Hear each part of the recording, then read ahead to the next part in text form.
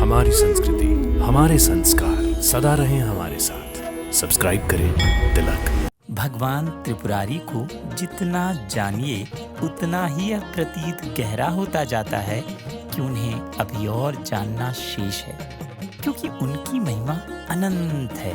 आज का यह वीडियो आदिदेव के उन मंदिरों की एक विशिष्ट यात्रा है जहां शिव का वह स्वरूप प्रकट होता है जिसकी चर्चा सामान्य जनमानस में विरल है। यह केवल दर्शन नहीं, शिव के गूढ़ रहस्यों से साक्षात्कार है। यदि आप सच में शिव को समझना चाहते हैं तो इस यात्रा को अधूरा मत छोड़िए, इसे अंत तक अवश्य देखिए। हम आपको सुंदर प्राकृतिक दृश्य दिखाते हुए लेकर चलते हैं नागेश्वर मंदिर की पावन यात्रा पर। मंदिर की दर्शन करने के लिए आपको सबसे पहले चिपलुन से चोरवने गांव पहुंचना होगा। चोरवने गांव चिपलुन से लगभग 35 किलोमीटर दूर है। जिस पहाड़ पर नागेश्वर मंदिर स्थित है उसकी तलहटी तक पहुंचने के लिए आपको चोरवने गांव से और 2-3 किलोमीटर पैदल कच्चे रास्ते पर चलना पड़ता है। वैसे इस 2-3 किलोमीटर की यात्रा को भी आप मोटरसाइकिल या कार के द्वारा तय कर सकते हैं, लेकिन इसके बाद आपको तलहटी में ही अपना वाहन पार्क करके पहाड़ पर बने वासोटा किले के लिए ऊपर की तरफ पैदल यात्रा अर्थात ट्रैकिंग करनी पड़ेगी। वासोटा किला कोयना वाइल्ड लाइफ सेंचुरी के घने जंगलों से घिरा हुआ है और नागेश्वर मंदिर वासोटा किले के सामने ही एक पहाड़ी पर स्थित है। नागेश्वर मंदिर की यात्रा श्रद्धालुओं के लिए थोड़ी चुनौतीपूर्ण हो सकती है, लेकिन उसके बाद तलहटी से पहाड़ की खड़ी चोटी पर स्थित मंदिर तक की यात्रा सुंदर होने के साथ साथ मुश्किल भी है। यात्रियों को पर्याप्त मात्रा में भोजन तथा पानी अपने साथ लेकर ऊपर चढ़ना होता है, क्योंकि रास्ते में इसके लिए कोई व्यवस्था नहीं है। ट्रैकिंग के दौरान बहुत सी ऐसी पगडंडियों से भी गुजरना पड़ता है जिनके बिल्कुल पास ही हजारों फीट गहरी खाइयां होती हैं। जरा सी लापरवाही की कीमत एक बड़ी दुर्घटना के रूप में चुकानी पड़ सकती है। कुछ सालों पहले तक यहाँ केवल एक चैन बंधी हुई थी जिसके सहारे ऊपर तक जाना होता था। ऐसे में बादलों और बारिश में यहाँ का रास्ता अत्यंत खतरनाक हो जाता था। हालांकि अब पहाड़ों को काटकर यात्रियों के लिए सीढ़ियां बना दी गई हैं। जगह जगह पर सुरक्षा के लिए रेलिंग्स भी लगा दी गई हैं। यद्यपि नागेश्वर मंदिर का रास्ता जितना खतरनाक है उससे बहुत अधिक रोमांचक और खूबसूरत भी है। मार्ग में पड़ने वाली छोटी छोटी नदियां, ऊंचाई से गिरने वाले झरने, बादलों के टुकड़े, सह्याद्री के जंगलों की हरियाली, रंग बिरंगे सुंदर पक्षी इत्यादि आपका मन मोह लेंगे। लगभग 6-7 घंटे की ट्रैकिंग के बाद आपको नागेश्वर मंदिर का शिखर नजदीक दिखाई देने लगेगा। इसी शिखर के नीचे प्राकृतिक रूप से बनी नागेश्वर गुफा है। यात्रा की समाप्ति पर जब आप पहाड़ की चोटी पर स्थित नागेश्वर मंदिर पहुंचेंगे तो यहाँ का प्राकृतिक दृश्य कुछ ही पलों में आपकी सारी थकान मिटा देगा। विशेषकर मानसून के दौरान यहाँ पर आपको बादलों के बीच तथा साक्षात भगवान शंकर के पास होने का अनुभव होगा। समुद्र तल से लगभग 4000 फीट की ऊंचाई पर स्थित नागेश्वर मंदिर को यहाँ आने वाले महाराष्ट्र का अमरनाथ कहते हैं। प्राचीन होने के बाद भी मंदिर अच्छी अवस्था में बना हुआ है।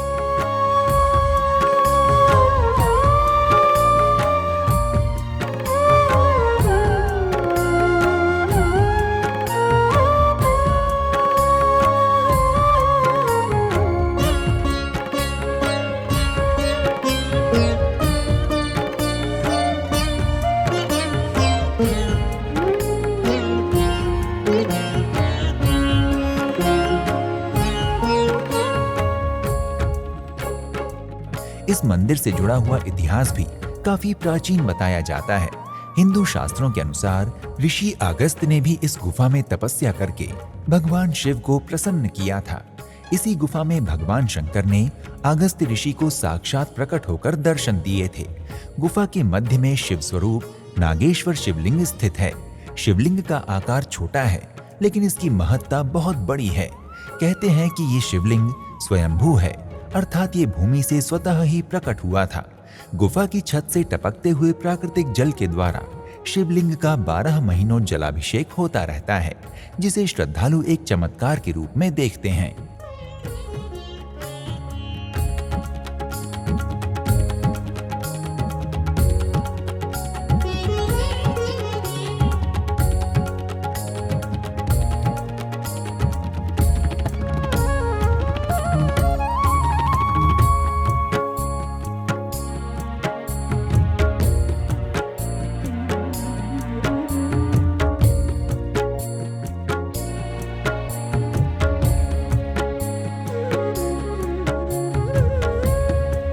नागेश्वर मंदिर के आसपास का दृश्य आपको किसी और ही संसार में होने का अनुभव कराता है।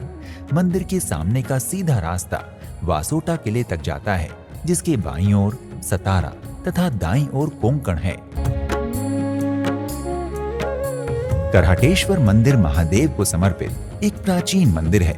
ये मंदिर बहुत कम आबादी वाले क्षेत्र में स्थित है, जिसके कारण यहाँ पार्किंग के लिए पर्याप्त स्थान उपलब्ध है। इतिहासकारों के अनुसार इस मंदिर का निर्माण 7वीं से 10वीं शताब्दी के मध्य में शालिहारों के शासनकाल के दौरान हुआ। करहटेश्वर मंदिर समुद्र की ओर समाप्त होने वाली एक पहाड़ी की ढलान पर बना हुआ है, इसलिए मंदिर तक पहुंचने के लिए अनेक सीढ़ियां चढ़नी उतरनी पड़ती हैं।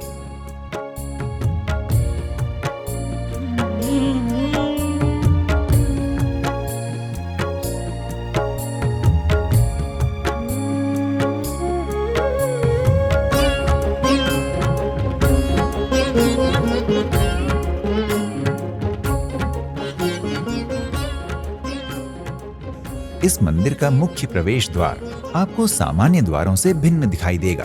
इस द्वार का शीर्ष आपको प्राचीन नॉर्वे के सैनिकों द्वारा पहने जाने वाले सींगों से युक्त वाइकिंग हेलमेट की तरह दिखाई देता है।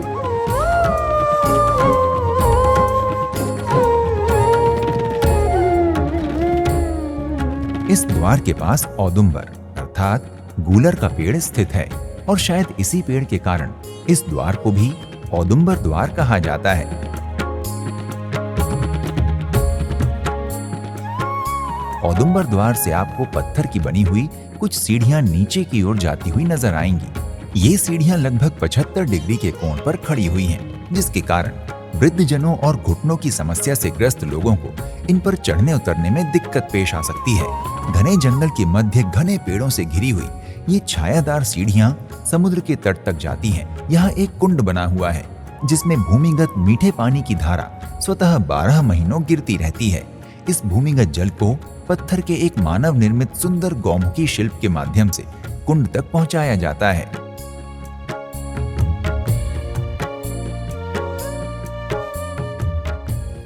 भक्तगण अपने हाथ पैर धोकर या स्नान करके पहले तरोताजा होते हैं और उसके बाद मंदिर में करहटेश्वर महादेव के दर्शन करने के लिए प्रवेश करते हैं।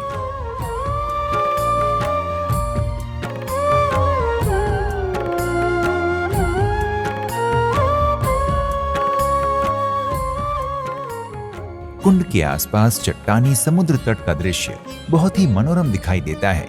यहाँ अनेक पर्यटक पिकनिक मनाने के लिए भी अपने मित्रों और परिवारों के साथ आते हैं।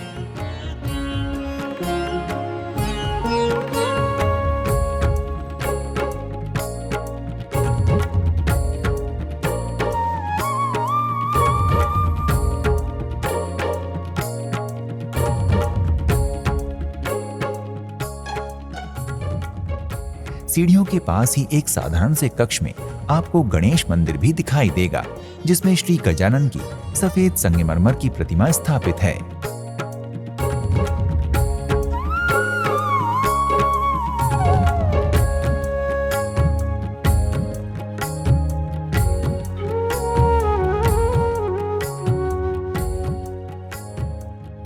करहटेश्वर मंदिर की वास्तुकला अद्भुत और अद्वितीय है। मंदिर परिसर में आपको पत्थर से निर्मित कुछ दीप स्तंभ दिखाई देंगे।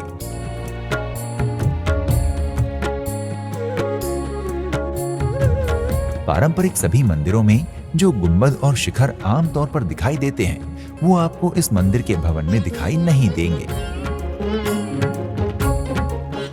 मंदिर का ये भवन आयताकार है, अर्थात चौड़ाई से अधिक इसकी लंबाई है।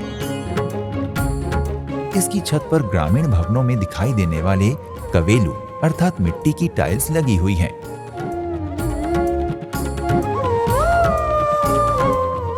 भीतर प्रवेश करते ही आपको ये भवन 3 भागों में विभाजित दिखाई देता है, जिसमें एक बड़ा हॉल, उससे थोड़ा छोटा सभा कक्ष तथा सबसे छोटा कक्ष गर्भगृह का है।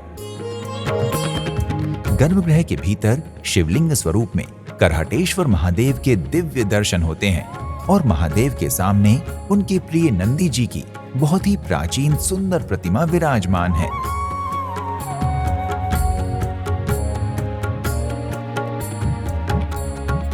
गर्भगृह के समीप ही कुछ अन्य छोटे छोटे शिवलिंग विराजमान हैं, जिनकी पूजा अर्चना की जाती है।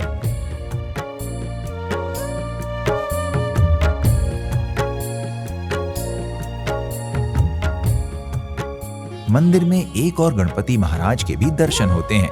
मंदिर के इस भवन की छत को सागौन की लकड़ी के मजबूत स्तंभों ने संभाल रखा है। ये सभी स्तंभ नक्काशी रहित चौकोर तथा साधारण हैं।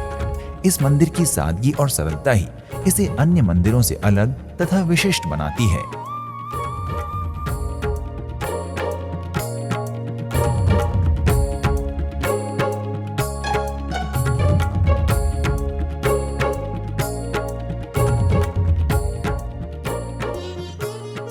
दुर्गम क्षेत्र में स्थित होने के कारण करहाटेश्वर महादेव मंदिर को गुप्त मंदिर भी कहा जाता है। इसलिए यहाँ भक्तों की बहुत अधिक भीड़ आमतौर पर नहीं देखी जाती, किंतु श्रावण माह के दौरान यहाँ आम दिनों से अधिक श्रद्धालु एकत्रित हो जाते हैं। महाशिवरात्रि यहाँ का मुख्य उत्सव है। मंदिर में मंगल आरती का समय प्रातः 5 बजे एवं शयन आरती रात्रि 7 बजे संपन्न की जाती है।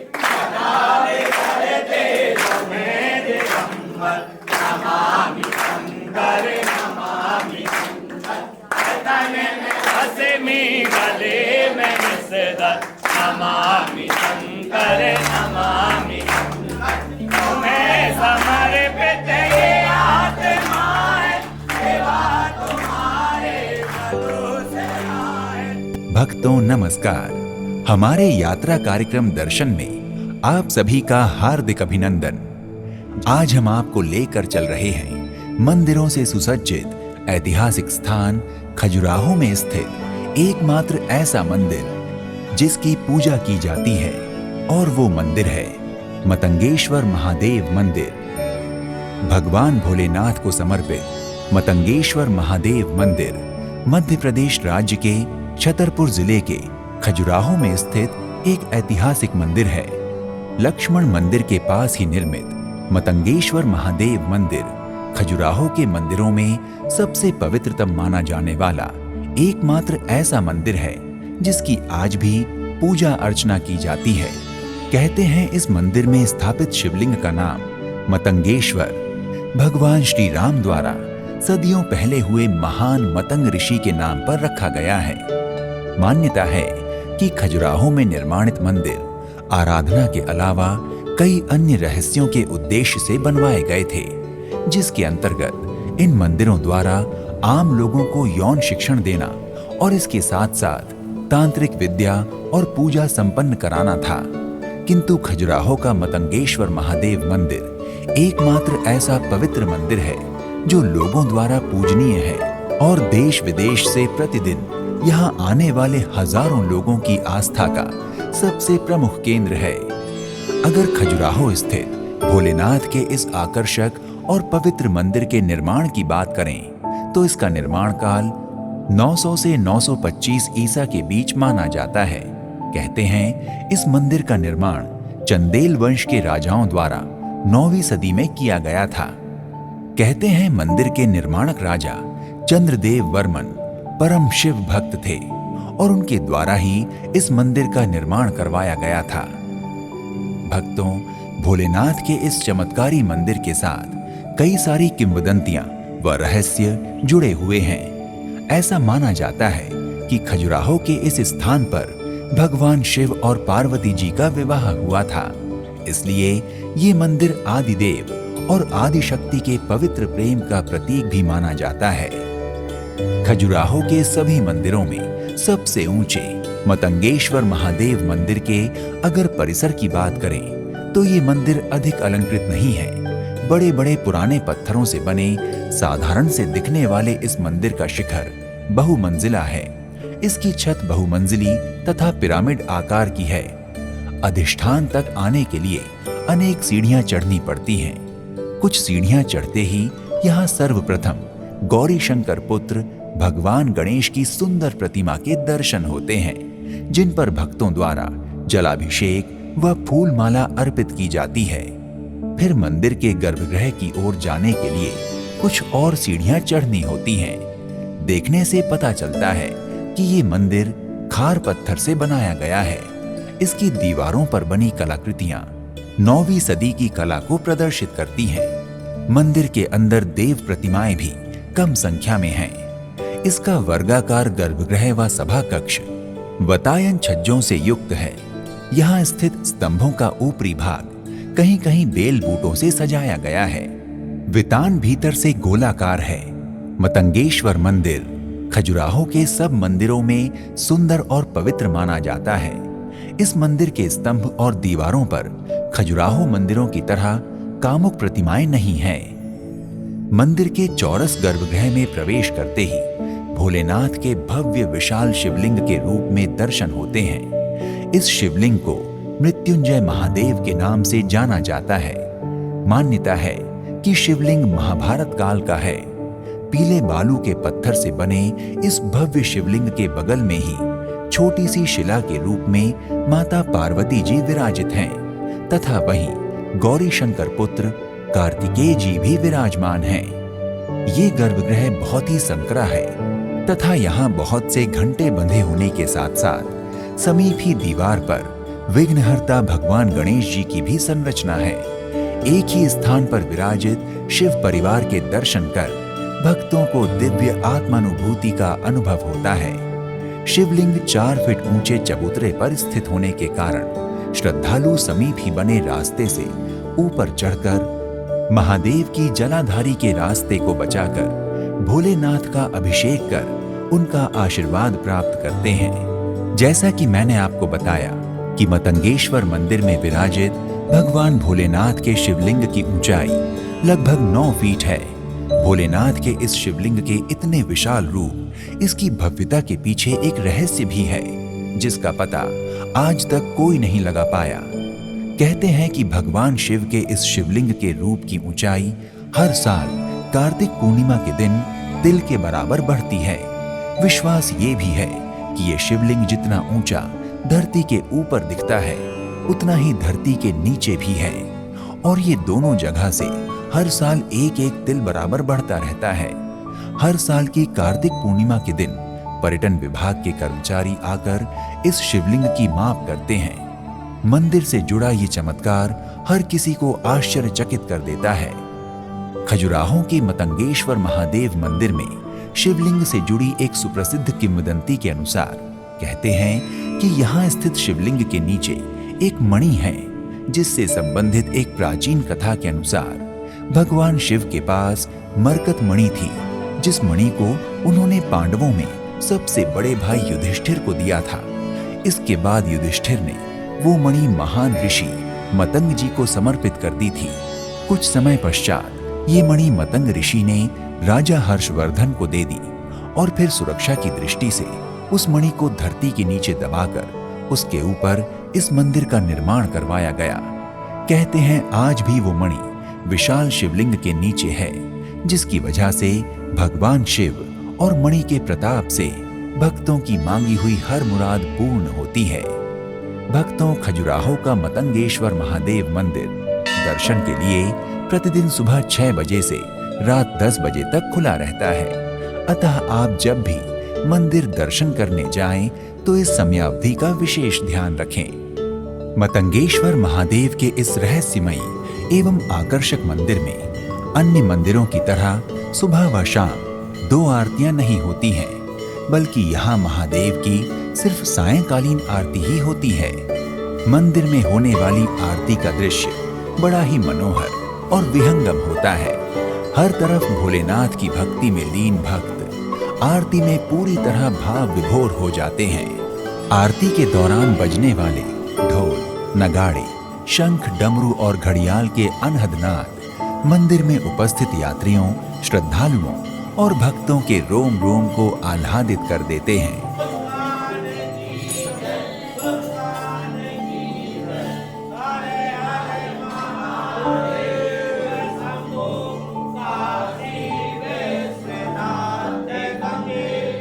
ये मंदिर तो 5000 साल पुराना है। सुध महादेव मंदिर जम्मू से लगभग 120 किलोमीटर तथा पटनीटॉप से 42 किलोमीटर की दूरी पर चन्हानी नामक एक कस्बे में स्थित है। खूबसूरत पहाड़ों के मध्य बना हुआ ये मंदिर समुद्र तल से लगभग 1225 मीटर की ऊंचाई पर पूरे गौरव के साथ खड़ा हुआ है। इतिहासकारों के अनुसार इस मंदिर का निर्माण लगभग 2800 वर्ष पूर्व हुआ था। मंदिर के पुजारी के अनुसार ये मंदिर 5000 वर्ष प्राचीन है। इसका जीर्णोद्धार तथा पुनर्निर्माण आज से लगभग 100 वर्षों पहले यहाँ के स्थानीय निवासी रामदास महाजन तथा उनके पुत्र के द्वारा करवाया गया था। मान्यता है कि सुध महादेव मंदिर में महादेव के वास्तविक त्रिशूल के 3 टुकड़े स्थित हैं। ये मान्यता इस मंदिर के प्रति श्रद्धालुओं की श्रद्धा को और भी अधिक प्रगाढ़ करती है। हिंदू पौराणिक कथा के अनुसार इस स्थान से 5 किलोमीटर की दूरी पर मानतलाई नामक गांव है, जिसे माता पार्वती की जन्मस्थली माना जाता है। प्रतिदिन मानतलाई से माता पार्वती गौरी कुंड में स्नान कर इस मंदिर में शिवजी को पति रूप में प्राप्त करने के लिए पूजा करने आया करती थी। इस काल में सुधांत नामक एक राक्षस भी शिवजी का भक्त हुआ करता था।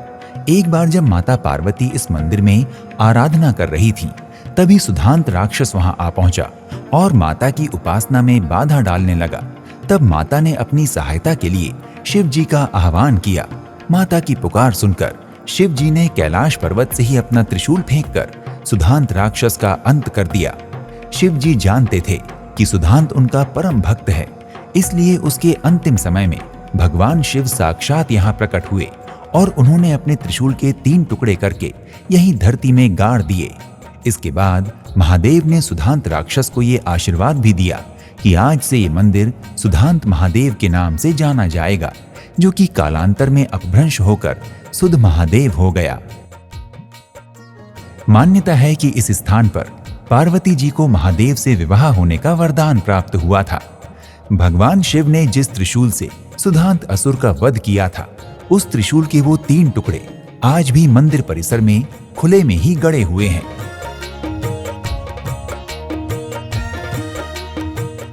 मंदिर के निर्माण से जुड़ी हुई एक कथा के अनुसार एक बार एक किसान खेतों में हल चला रहा था। तभी जैसे ही उसका हल धरती में लगा, वहां से रक्त निकलने लगा।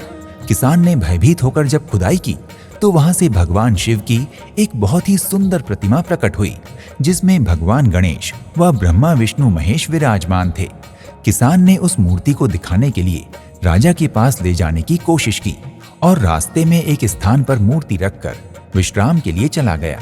किंतु जब उसने वापस आकर मूर्ति को वहां से उठाने की कोशिश की तो मूर्ति उस स्थान से तिल भर भी नहीं हिली। भक्तों, सुध महादेव मंदिर वही स्थान है। फिर यहाँ के राजा ने शिव जी की उस प्रतिमा को इसी मंदिर में स्थापित करवाकर मंदिर का निर्माण करवाया। जो भी भक्त यहाँ महादेव की पूजा करते हैं, वो महादेव के शिवलिंग के साथ साथ शिव त्रिशूल के 3 टुकड़ों का भी जलाभिषेक पूर्ण श्रद्धा भाव के साथ करते हैं। इस मंदिर में नाथ संप्रदाय के संत बाबा रूपनाथ जी की धूनी भी अखंड ज्योति के रूप में स्थित है। और यहाँ पे जो जितना भी जल अर्पण किया जाता है इस मंदिर में, वो जल सभी धरती में समा जाता है। इस मंदिर का जल बाहर नहीं आता।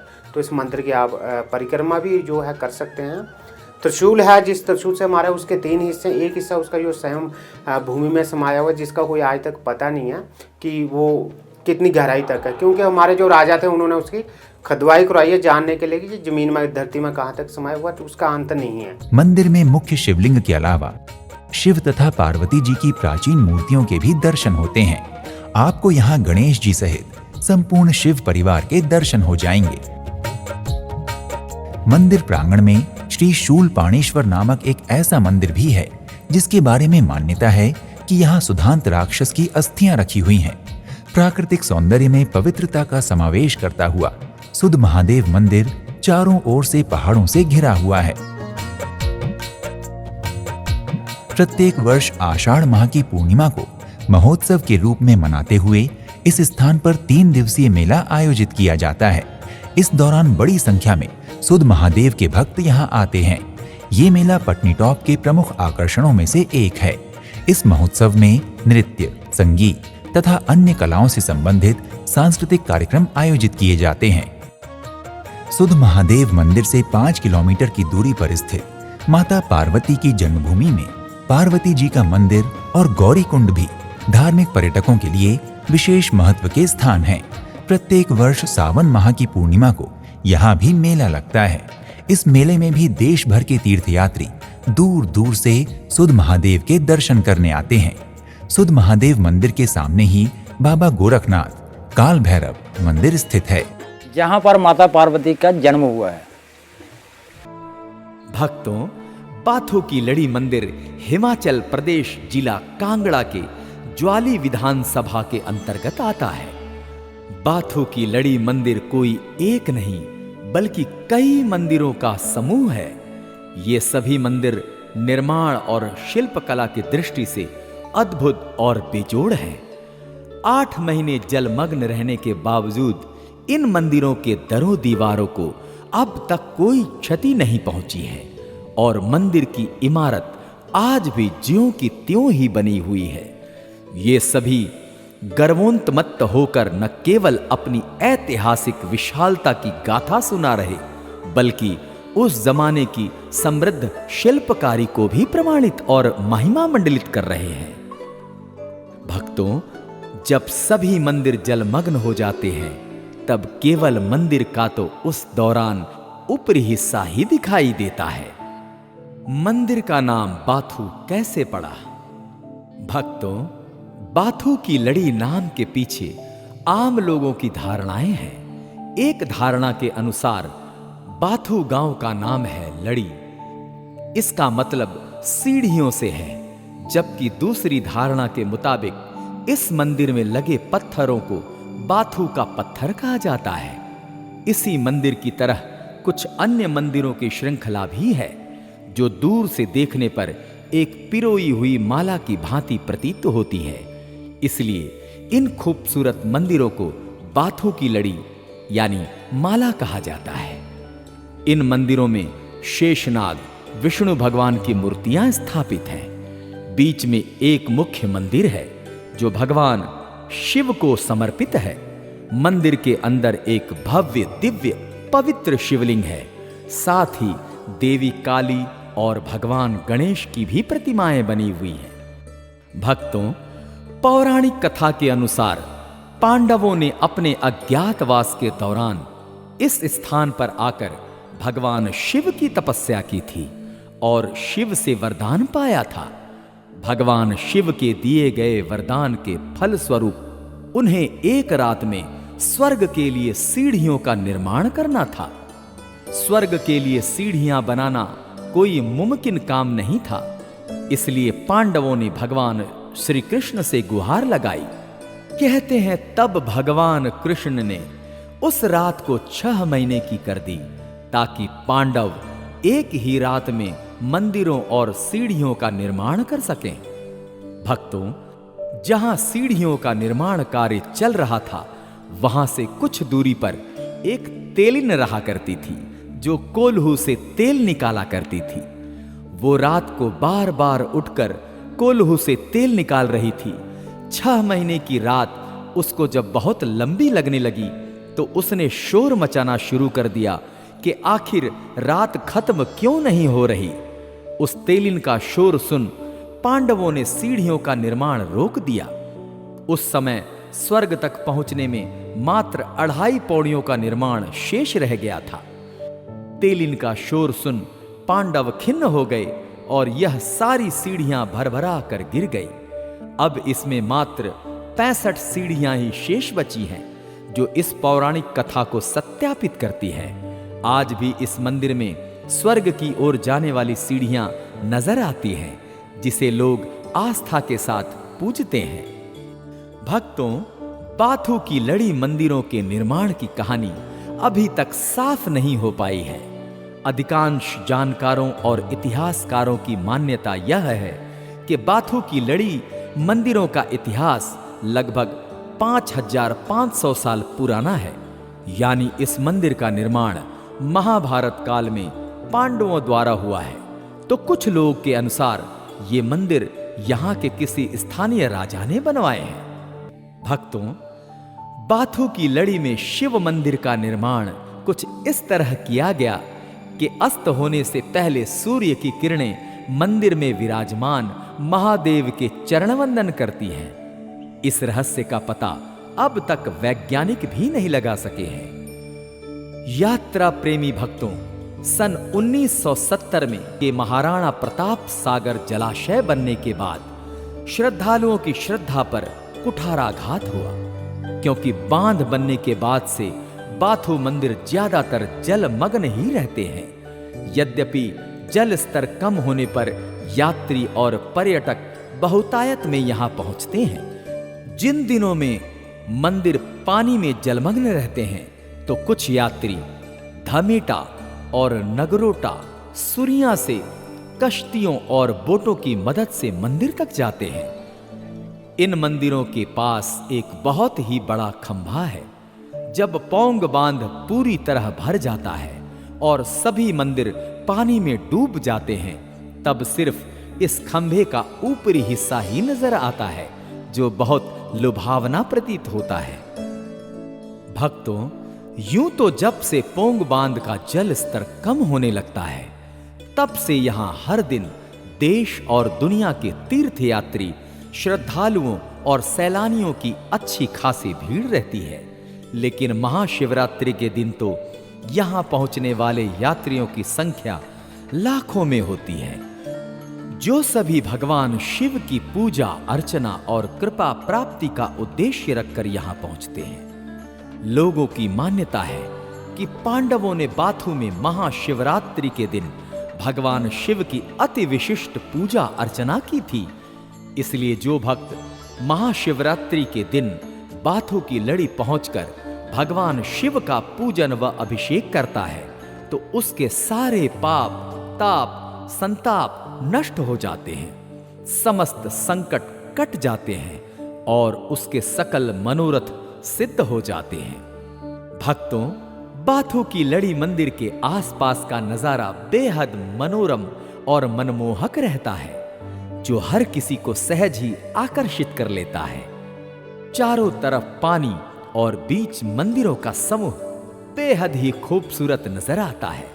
साथ ही रंग बिरंगे देसी और प्रवासी पक्षी यहाँ की खूबसूरती और बढ़ा देते हैं, जो यहाँ आने वाले तीर्थयात्रियों और पर्यटकों का मन मुग्ध कर देता है।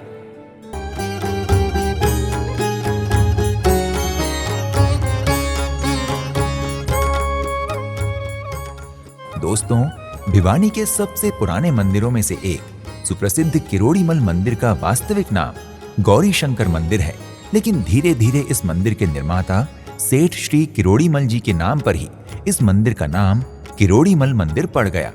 ये हमारे गौरी शंकर के नाम से मंदिर है। इसको जाना जाता है सेठ जी के नाम से, किरोड़ीमल नाम से। वैसे मंदिर का नाम गौरी शंकर मंदिर है। और ये दरबार, जो मेन दरबार हमारा गौरी शंकर का है, भोलेनाथ माँ पार्वती, जो श्रद्धालु जो आते हैं उनकी मनोकामना पूरी होती है। ये मंदिर अनेक देवी देवताओं का स्थान है, लेकिन मुख्यतः ये मंदिर गौरी शंकर अर्थात पार्वती माता और देवों के देव महादेव को समर्पित है। सेठ किरोड़ीमल जी ने ये भव्य और सुंदर मंदिर विक्रम संवत 2008 अर्थात 1951 में निर्मित करवाया था। इस हिसाब से ये मंदिर लगभग 72 वर्ष से भी अधिक पुराना है। सेठ किरोड़ीमल जी एक सामाजिक व्यक्ति थे, जिन्होंने भिवानी में इस मंदिर के अलावा अनेक विद्यालय, कॉलेज, धर्मशालाएं, अस्पताल इत्यादि का निर्माण करवाया था। कहा जाता है कि भिवानी शहर को सेठ किरोड़ीमल ने ही बसाया था और आज भी आधा भिवानी सेठ जी का ही है। मंदिर संरचना की अगर बात की जाए तो किरोड़ीमल मंदिर राजस्थानी चित्रभित्ति से निर्मित किया गया है, जिसे देखने के लिए भिवानी के साथ साथ संपूर्ण राजस्थान, पंजाब, हरियाणा तथा देश के अन्य हिस्सों से श्रद्धालु पूरे वर्ष आते रहते हैं। ये मंदिर इतना सुंदर तथा भव्य है कि जो भी इस मंदिर के सामने से पहली बार गुजरता है तो उसका ध्यान इस मंदिर की ओर स्वतः ही आकर्षित हो जाता है।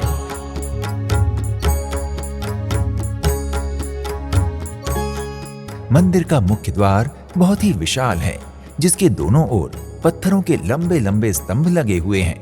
इन स्तंभों के ऊपरी तथा अंतिम छोर पर एक सुंदर सा छज्जा बना हुआ है, जिसके नीचे लकड़ी का विशाल दरवाजा है।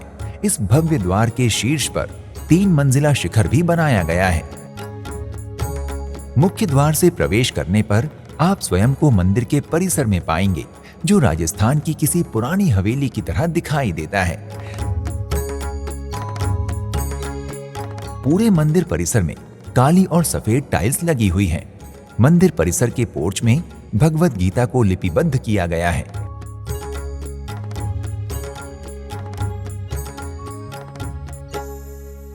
परिसर के मध्य में मंदिर का मुख्य भवन है, जिसका द्वार भी सुंदर नक्काशी से युक्त और भव्य है। द्वार के दोनों ओर सेठ किरोड़ीमल तथा उनकी धर्मपत्नी की प्रतिमाएं स्थापित की गई हैं। इन प्रतिमाओं से थोड़ा ऊपर नक्काशी द्वारा उकेरी गई श्री विष्णु तथा माता लक्ष्मी जी की प्रतिमाएं भी दिखाई देती हैं।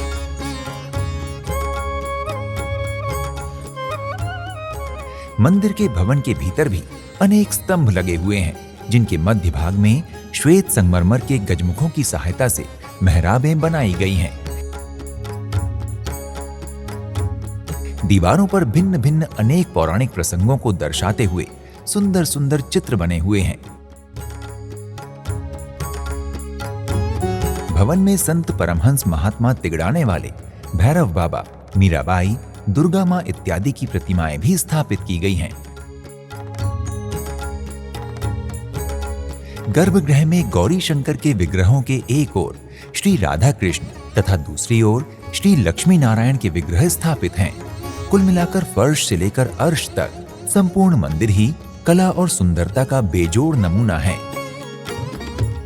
भिवानी के किरोड़ीमल मंदिर में आरती का समय प्रातः 5 बजे और शाम को 7:30 का है। मंदिर में प्रत्येक हिंदू त्योहारों को बड़ी धूमधाम के साथ मनाया जाता है। 60 वर्षों से भी अधिक समय से किरोड़ीमल मंदिर से कृष्ण जन्माष्टमी के अवसर पर झांकियां निकाली जा रही हैं। जन्माष्टमी पर्व से लेकर नवमी तक यहाँ मेला भी लगता है। इस दौरान मंदिर में अनेक श्रद्धालु आते हैं और पूजा अर्चना करते हैं। किरोड़ीमल मंदिर में शिवरात्रि का पर्व भी बड़ी धूमधाम के साथ आयोजित किया जाता है। सभी त्योहारों पर मंदिर को विशेष रूप से सजाया जाता है। गुजरात के वडोदरा से लगभग 40 किलोमीटर दूर जंबूसर तहसील में स्तंभेश्वर महादेव का ये मंदिर एक प्रसिद्ध धार्मिक स्थल के रूप में स्थित है। इसके अंदर लगभग इस मंदिर में, यह मंदिर समुद्र के बीच में स्थित है। दुनिया में मात्र एक ही मंदिर यह है कि जहां समुद्र देवता स्वयं 2 वखत यहाँ पर भरती और ओट के माध्यम से भगवान स्तंभेश्वर महादेव को स्नान करवाने के लिए यहाँ पर आते हैं। ये मंदिर समुद्र में ऐसे स्थान पर स्थित है जहां प्राकृतिक रूप से आने वाले ज्वार भाटे के कारण समुद्र का स्तर प्रतिदिन ही घटता बढ़ता रहता है। इसलिए इस मंदिर का जलमग्न हो जाना वैसे तो एक प्राकृतिक घटना है, किंतु श्रद्धालुओं के लिए ये किसी चमत्कार से कम नहीं है। ज्वार भाटे की तीव्रता के अनुसार जल का स्तर कम या ज्यादा होता रहता है। पूर्णिमा जैसे कुछ विशेष अवसरों पर जब ज्वार की तीव्रता अधिक होती है, तब तो मंदिर लगभग 28 फीट तक पूरी तरह से जलमग्न हो जाता है। लेकिन कुछ ही समय बाद जब जल का स्तर घटना शुरू होता है, तब मंदिर फिर से दिखाई देने लगता है। जल स्तर उतरने के बाद मंदिर की सफाई करने में लगभग 2 लाख लीटर पानी का उपयोग होता है। ये घटना प्रतिदिन सुबह शाम घटती है, जिसे श्रद्धालु दूर से देखकर आश्चर्यचकित रह जाते हैं। भक्त इस प्राकृतिक घटना को वरुण देवता अर्थात समुद्र के द्वारा शिव जी का अभिषेक करने के रूप में देखते हैं। कहते हैं, स्तंभेश्वर महादेव मंदिर का निर्माण भगवान शिव के पुत्र कार्तिकेय ने अपने तपोबल से किया था।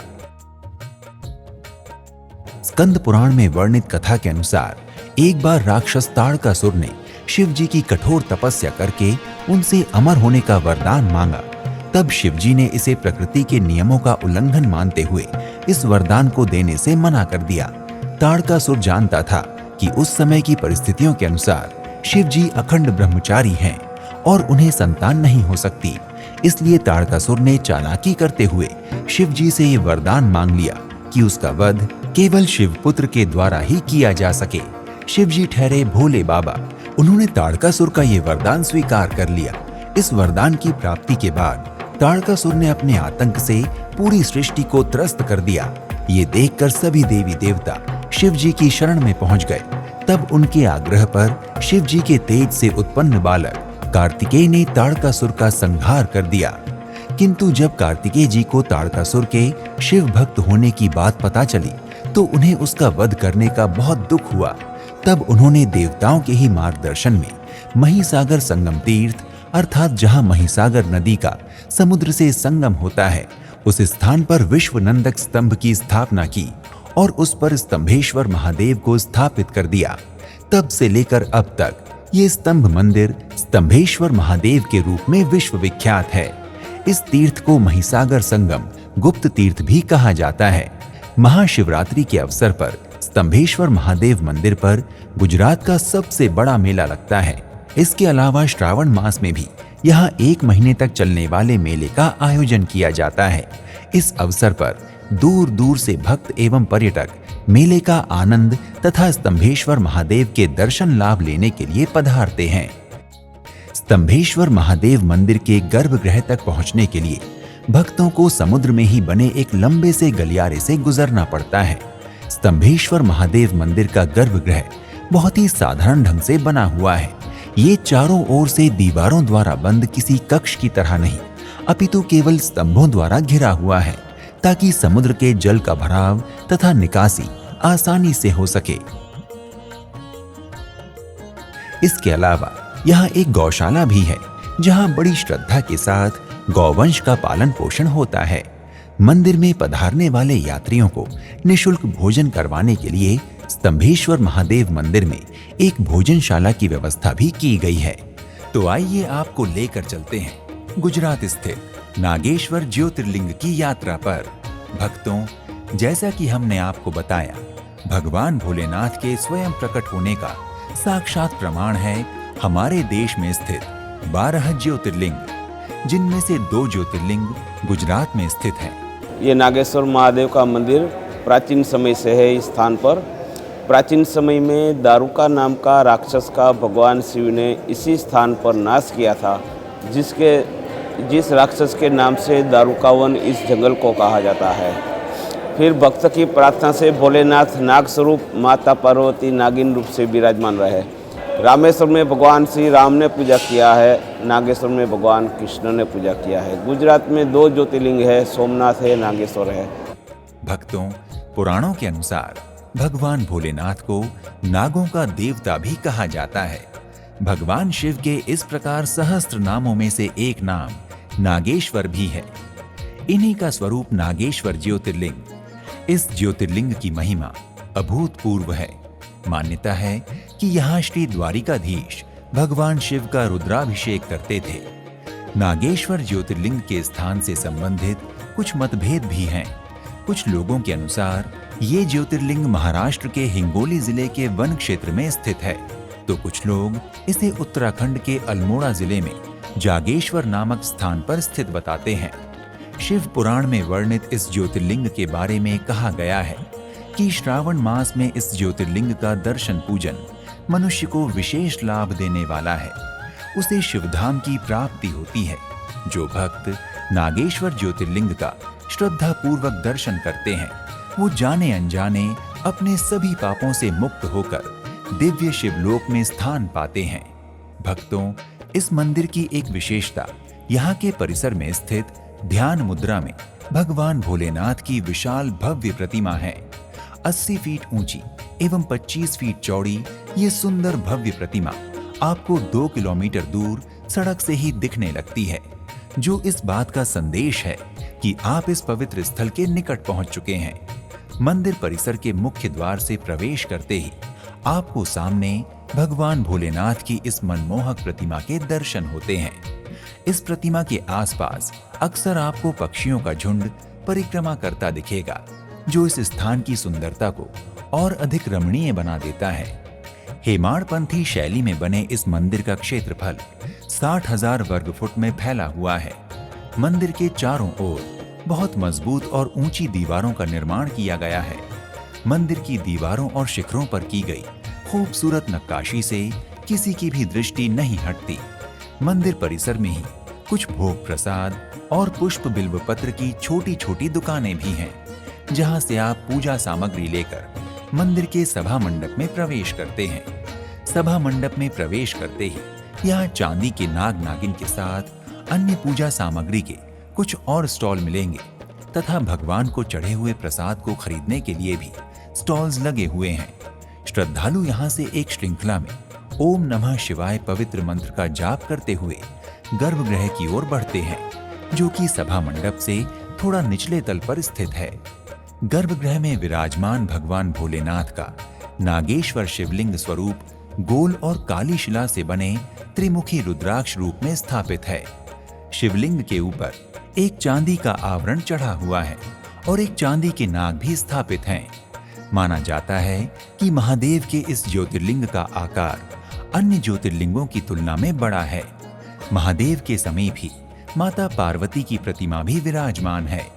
इस प्रकार से भगवान भोलेनाथ यहाँ नागेश्वर एवं माता पार्वती नागेश्वरी स्वरूप में विराजमान हैं।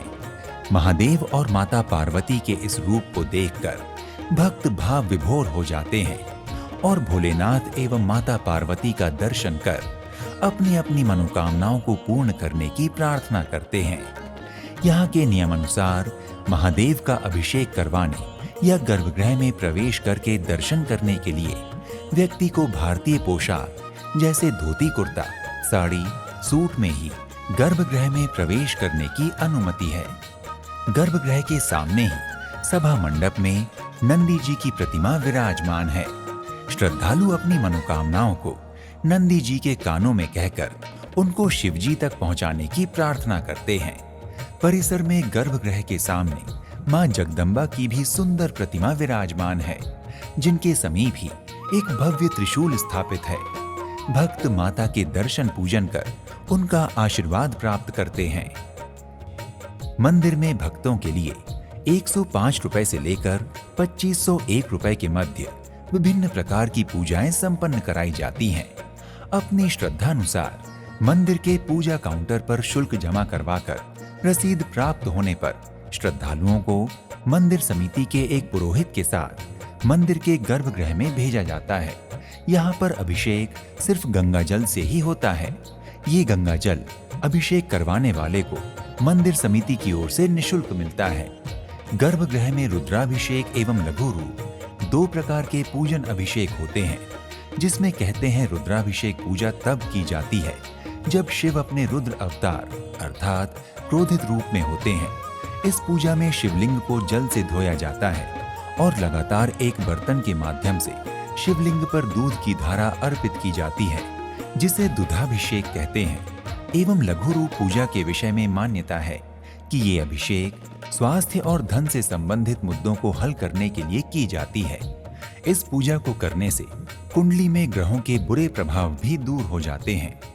भक्तों, नागेश्वर ज्योतिर्लिंग के प्राकट्य से संबंधित शिव पुराण में वर्णित एक सुप्रसिद्ध कथा के अनुसार नागेश्वर ज्योतिर्लिंग भारत के एक प्राचीन वन दारुका वन अर्थात द्वारका में है।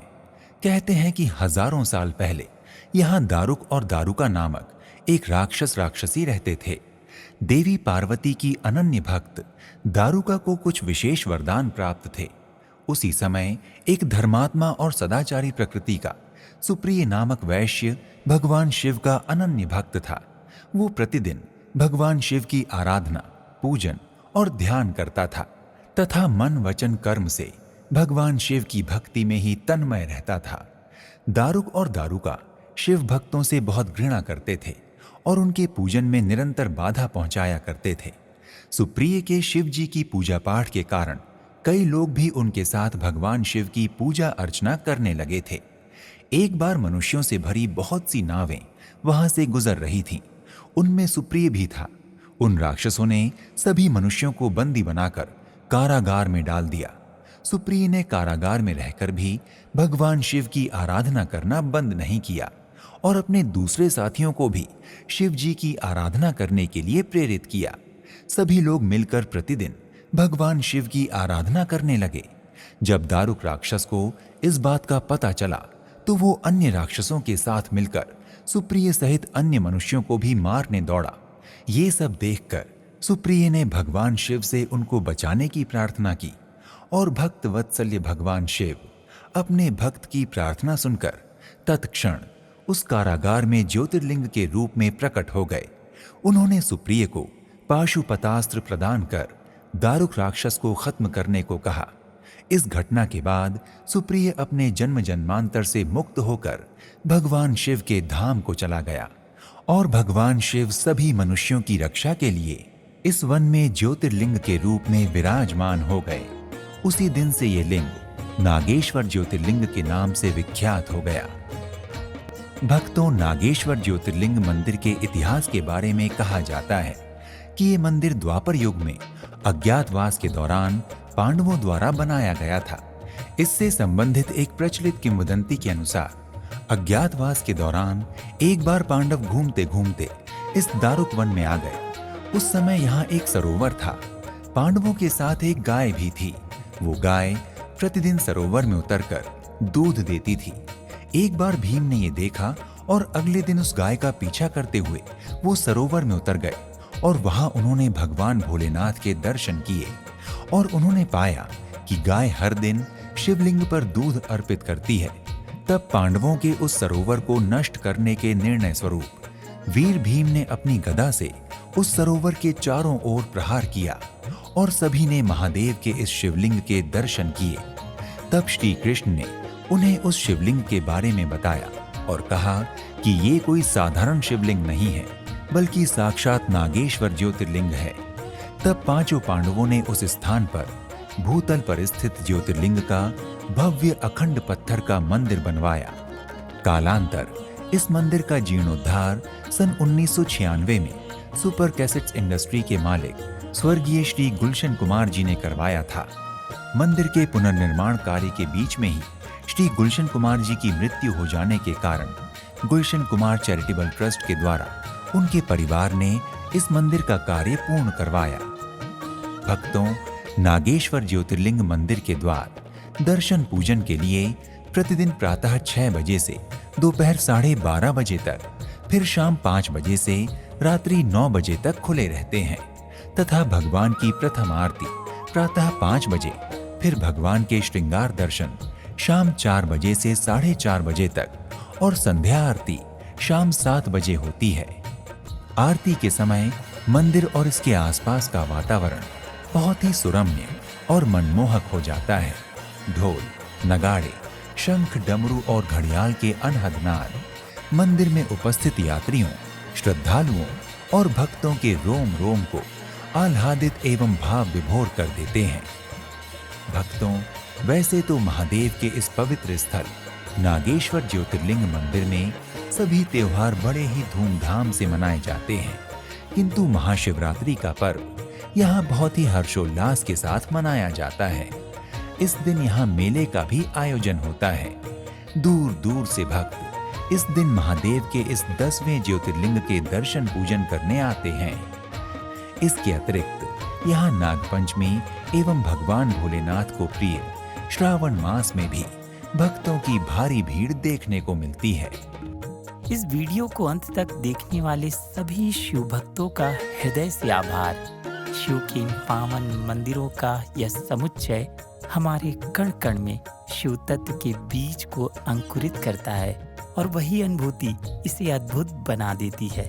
देवादिदेव महादेव की अनुकंपा से आपका जीवन पथ सदैव निष्कंटक रहे और हर कदम शिव कृपा से आलोकित हो।